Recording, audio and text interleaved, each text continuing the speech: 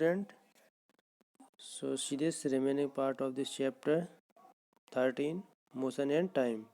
इसमें आपको स्लो और फास्ट कोई ऑब्जेक्ट मूव कर रहा है उसके बारे में बताया था। इसके अलावा स्पीड बताई थी। स्पीड किस तरीके से मेजर करते हैं, speed equal to total distance covered upon total time taken. Uniform motion, non uniform motion, time को मेजर करने के लिए डिवाइसेस बताई थी। सिंपल पेंडुलम बताया था। इसके अलावा सिंपल पेंडुलम की डिफरेंट पोजीशन को बताया था। नेक्स्ट है टाइम की यूनिट और स्पीड की यूनिट बताई थी।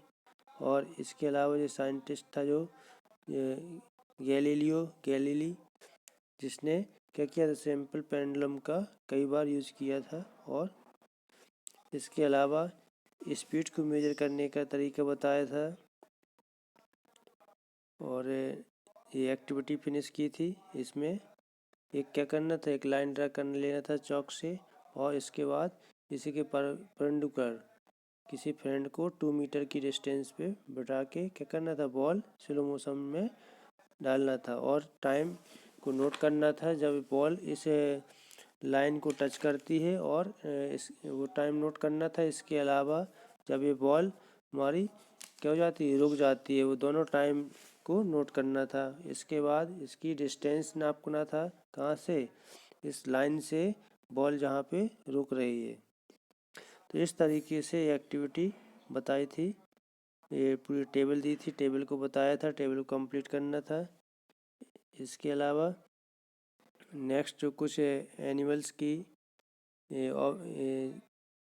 कुछ एनिमल्स दिए थे जिनकी स्पीड के बारे में बताया था, कौन कितनी स्पीड से चलता है, और स्पीड किलोमीटर पर आवर में दी थी। इसको क्या करना था, मीटर पर सेकंड में चेंज करना था। तो इसमें जो किलोमीटर है, 1 किलोमीटर 1000 मीटर होते हैं, तो 1000 का मल्टीप्लाई कराना था। और 1 आवर में 3600 सेकेंड होते हैं, तो वही 3600 सेकेंड का डिवाइड कराना था। तो इस तरीके से आपका SW था। इसके बाद नेक्स्ट देखो, यहाँ पे इसमें एक चीज़ और बताई थी आप लोगों को, जो कोई भी व्हीकल होता है, व्हीकल में स्पीड, कितनी स्पीड से वो व्हीकल चल रहा है।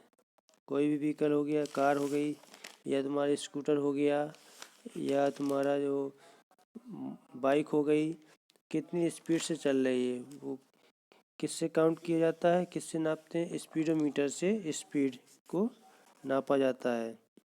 इसके अलावा जो नेक्स्ट है तुम्हारा, ये देखो, स्पीड के लिए स्पीडोमीटर बना हुआ है। इसमें जैसे अभी क्या है, 0 पे है। इसके बाद जितनी स्पीड से चल रही है, 40 kilometre per hour, 60 kilometre per hour, 80 kilometre. ये 2 व्हीलर का है, ये 4 व्हीलर का बना हुआ है कि कितनी स्पीड से गाड़ी चल रही है। तो ये स्पीडोमीटर का यूज स्पीड को नापने के लिए किया जाता है। इसके अलावा डिस्टेंस को मापने के लिए ऑडोमीटर का यूज करते हैं। देखो यहाँ पे कितने किलोमीटर है, 5851, और यहाँ पे 19 लिखा हुआ है। तो इस तरीके से 9 बढ़ता जा रहा, 58,000 हो जाएगा। इसमें 58,511। और जब यहाँ पे 9 के बाद 0 आ जाएगा, तो यहाँ पे 1 की प्लेस पे 2 हो जाएगा, तो 58,512 आ जाएगा। तो इस तरीके से जो ऑडोमीटर से क्या होती है, डिस्टेंस, कितनी डिस्टेंस कवर हो चुकी है, उसी को मापा जाता है। इस तरीके से आप लोगों ने देखा होगा कभी पिकनिक पे, अगर स्कूल से पिकनिक पे जाते हैं तो इस तरीके से पहेली और बूझो पिकनिक पे जा रहे थे, तो उन्होंने क्या किया, जो बस थी, बस में ऑडोमीटर लगा हुआ था, स्पीडोमीटर लगा हुआ था। स्पीडोमीटर से स्पीड नाप रहे थे, ऑडोमीटर से डिस्टेंस नाप रहे थे। तो इस तरीके से उसने क्या किया, 30 मिनट्स, हर 30 मिनट्स में, मीन्स जब से जर्नी स्टार्ट हुई 30 मिनट के बाद उसने क्या किया, जो डिस्टेंस ऑडोमीटर में आ रही थी उसको राइट करना स्टार्ट कर दिया है। कब तक राइट किया, जब तक कि जर्नी फिनिश नहीं हो जाती। तो इस तरीके से उसने कैलकुलेट किया कि ये जो जर्नी थी, जर्नी की टोटल डिस्टेंस उसने कितनी कवर की, उसको देखा। इसके अलावा जो टाइम पीरियड था, यहाँ पर टेबल बनी हुई है, सी दिस टेबल। यहाँ पे जैसे जो उनकी जर्नी स्टार्ट कब हुई थी 8 AM पे, तो 8 AM पे जो बस थी, बस की रीडिंग थी, ऑडोमीटर की रीडिंग उसमें 36,540 किलोमीटर थी। तो distance from the starting point mean जहाँ से बस चलना स्टार्ट हुई 0 किलोमीटर था। इसके बाद क्या हुआ कि जो नेक्स्ट 8:30 AM पे 30 मिनट के बाद उसने ऑडोमीटर की रीडिंग को नोट किया, तो उसमें 36,560 किलोमीटर हो गया। तो मीन्स कितना डिफरेंस आ गया 20 किलोमीटर का। मीन्स 30 मिनट में 20 किलोमीटर जो बस आगे बढ़ गई। इसके बाद 9 बजे उसने नोट किया 9 o'clock पे 9 AM पे 36,580 किलोमीटर ऑडोमीटर में रीडिंग आई। तो इस तरीके से उसने देखा कि जो यहाँ पे स्टार्टिंग में कितनी थी 36,540 किलोमीटर थी, और 9 बजे कितनी हो गई 36,580 किलोमीटर। मीन्स 40 किलोमीटर गाड़ी चल चुकी थी। इसके बाद 9:30 पे उसने काउंट किया। इसके बाद 10 AM पे जर्नी फिनिश होने तक उसने पूरा कैलकुलेट किया। तो जब जर्नी स्टार्ट हुई थी, जब मीटर की रीडिंग कितनी थी 36,540 किलोमीटर, और जब जर्नी फिनिश हो गई तब मीटर की रीडिंग कितनी थी 36,620।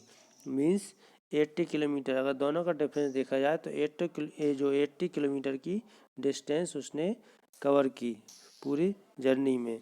तो इस तरीके से यहाँ पे उसने टाइम को नोट किया था। इसके बाद जो क्या हुआ कि पहेली से क्या किया, जो बूझों ने पहेली से पूछा क्या तुम बता सकते हो कि जो 9:45 AM पे कितनी डिस्टेंस कवर की, तो इसने 9:45। 9:30 पे कितनी है 60 किलोमीटर, और 10 AM पे कितनी है 80 किलोमीटर। मीन्स 30 मिनट में कितने किलोमीटर कवर हो रही है 20 किलोमीटर। तो 15 मिनट में कितने किलोमीटर 10 किलोमीटर। तो 9:30 की मालूम है 9:30 पे कितनी थी 60 किलोमीटर, और 9:45 पे बोला जाए तो 9:45 पे कितने मिनट जुड़ जाएगा इसमें 15 मिनट ऐड हो जाएंगे। 15 मिनट में कितना किलोमीटर चल रहा है 10 किलोमीटर। तो 9:45 AM पे जो डिस्टेंस कवर की है उन लोगों ने, तो वो आएगी 70 किलोमीटर। इसके अलावा उसने पूछा था कि जो हमने जो पूरी जर्नी में कितनी डिस्टेंस कवर की, तो उसके लिए टोटल डिस्टेंस कितनी कवर की 80 किलोमीटर। इसके अलावा उस प्रॉब्लम को सॉल्व करने के लिए डिस्टेंस टाइम ग्राफ भी एक तरीका है जिससे हम आसानी से उसे प्लॉट कर सकते हैं। देखो यहाँ पे जो डिस्टेंस टाइम ग्राफ के लिए बताया गया है। डिस्टेंस टाइम ग्राफ क्या कहलाता है, न्यूज़पेपर या मैगजीन में देखा होगा कई सारी इन्फॉर्मेशन को ग्राफ के फॉर्म में रिप्रेजेंट करते हैं। जैसे कि आप लोगों ने उसमें देखा होगा जो मैच वगैरह होता है उसमें इस तरीके से दिखाया जाता है, जो बार ग्राफ बना हुआ है। इसमें फर्स्ट ओवर में कितने रन दिए, सेकेंड ओवर में कितने रन, थर्ड ओवर में, फोर्थ ओवर में।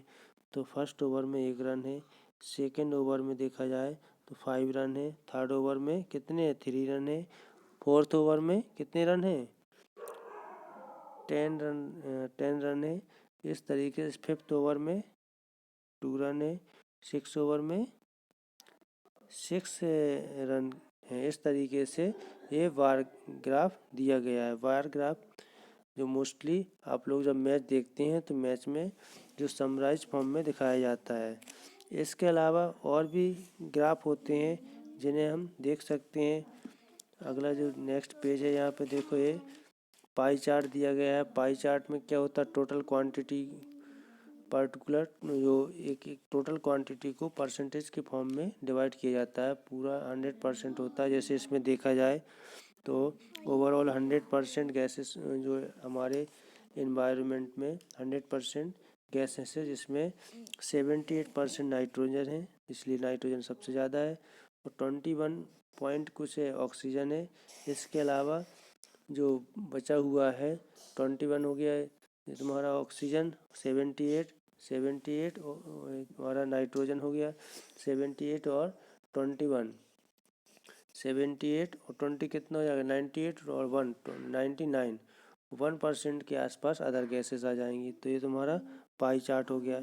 इसके अलावा ये तुम्हारा जो नेक्स्ट है लाइन ग्राफ दिया गया है। लाइन ग्राफ किस चीज़ का दिया गया है, इसमें वेट का दिया गया है, वेट और एज का। जब अगर एज 2 ईयर की होती है तो वेट कितना होता है, वेट 3 kg के आसपास, 2.5 kg। स्टार्टिंग में क्या था, 0 था, यहाँ 2 पे देखेंगे। जब हमारी एज स्टार्टिंग में जो एज होती है तो वो 2 kg या 2 से कम हो सकती है, 3 kg वेट होता है चाइल्ड का। इसके बाद जब एज 2 ईयर की हो जाती है तो 2 ईयर पे कितना वेट होना चाहिए, 10 kg होना चाहिए, नॉर्मल जो एज दी गई है, नॉर्मल ग्रुप। इसके अलावा जब 4 ईयर का हो जाता है चाइल्ड तो उसमें क्या होता है कि यहाँ पे 10 की कुछ 11 हो जाएगा। इसके बाद जो 6 ईयर की एज हो जाती है तो उसमें 15 या 18 के आसपास। इस तरीके से लाइन ग्राफ दिया गया है जिसमें बताया गया है कि किस तरीके से जो ह्यूमन का वेट होता है एज के अकॉर्डिंग किस तरीके से बढ़ता जाता है। तो इसके लिए बताया गया है कि एक ग्राफ पेपर की शीट लेना है जिसमें कि 2 परपेंडिकुलर लाइन ड्रा कर लेना है। जैसे इसमें फिगर दिया हुआ है, सीरीज फिगर। इस फिगर में बताया गया है सीरीज फिगर। इस फिगर में क्या करना है, एक ग्राफ पेपर ले लेना है, इसमें 2 लाइन ड्रा कर लेना है और 2 लाइन में जो x-o(x) और y-o(y), इस तरीके से 2 लाइन ड्रा कर लेंगे। तो जहाँ पे x एक्सिस x-o(x) क्या है, x एक्सिस है, y-o(y) क्या है, y एक्सिस है। तो x एक्सिस और y एक्सिस जहाँ पे इंटरसेक्ट करती हैं वो पॉइंट कहलाता है ओरिजिन। उसके कोऑर्डिनेट 0,0 होते हैं। और जो इस साइड हम जाएंगे x के इस साइड, ये क्या कहलाएगा, ये x की पॉजिटिव एक्सिस कहलाएगी। इस साइड वाली x' की नेगेटिव एक्सिस कहलाएगी। तो o(x) क्या पॉजिटिव है, o(x') नेगेटिव है। इसी तरीके से y एक्सिस पे जाएंगे तो o(y) क्या कहलाएगी, पॉजिटिव एक्सिस कहलाएगी। और o(y') क्या कहलाएगी, नेगेटिव y एक्सिस कहलाएगी। o(y) पॉजिटिव y एक्सिस और o(y') नेगेटिव y एक्सिस। तो मोस्टली हमें इस चैप्टर में क्या करना है, जो पॉजिटिव एक्सिस को देखना है। तो o(x) एक्सिस को लेना है और o(y) एक्सिस को लेना है जिसमें कि x और y दोनों की वैल्यू पॉजिटिव रहेंगी। So clear this. Thank you student.